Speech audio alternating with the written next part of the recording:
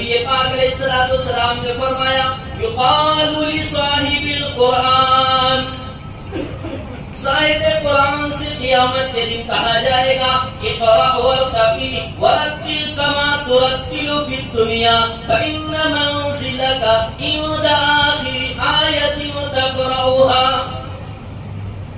یہ صاحب قرآن سے قیامت کے دن رب پروردگار فرمائے گا اے حافظ قرآن، اے صاحب قرآن، اے سینے سے لگانے والا بندہ ہے، قرآن کریم سے محبت کرنے والا، آ جاؤ ایک ایک آیت پڑھتا جا، جنت کے درجوں میں چڑھتا جا، تمہاری آخری منزل وہاں ہوگی جہاں جا کر قرآن کریم کی آیت مکمل ہوگی۔